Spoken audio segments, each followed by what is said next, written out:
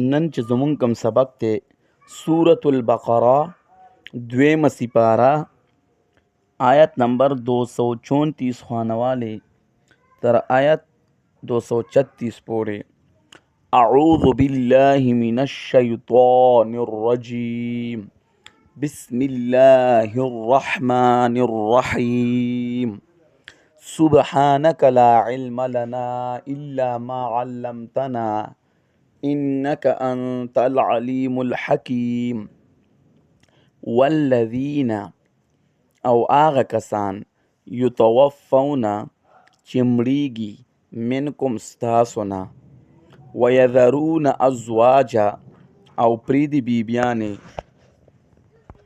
یتربصن بانفسهن انتظار بکیدی په خپلو ځانونو باندې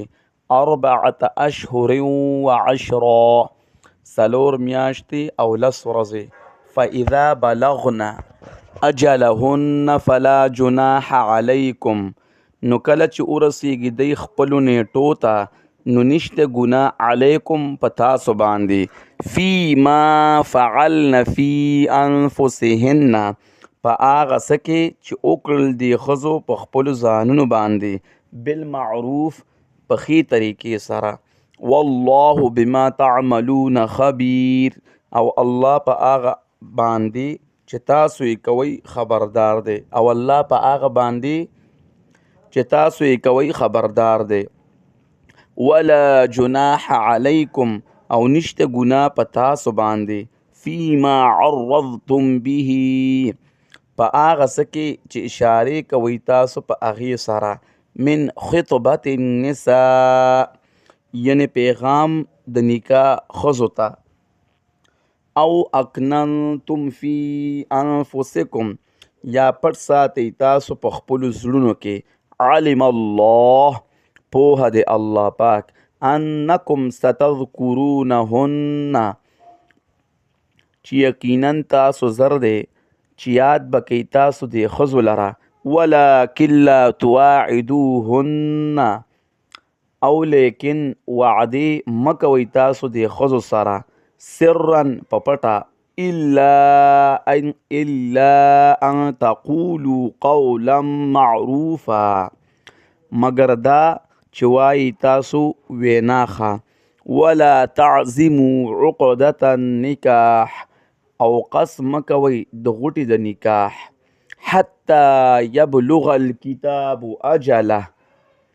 تر دې پورې چې ورسیږي لیک خپلې نیټې ته. واعلموا او پوه شئ ان الله یقینا الله یعلم پوهیږي ما فی انفسکم په هغه څه چې په زړونو ستاسو کې دي. فاحذروه نو ویریږئ د الله نه.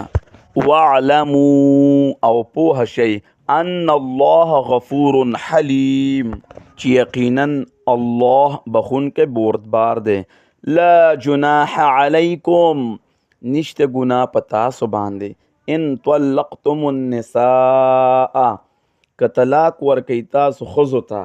ما لم تمسوهن تر څو پورې چې تاسو لاس نوي وړی دی ته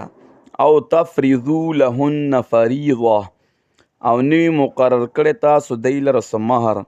ومتعوهن او جوړه جامه ورکئ دی ته علی الموسع قدره په مالدار باندې اندازه د مالدارۍ د هغه ده وعلی المقتر قدره او په غریب باندې اندازه د غریبۍ د هغه ده. متاعا بالمعروف دا پایده ده په رواجي طریقې سره حقا علی المحسنین دا خبره لائقه ده په نیکانو باندې.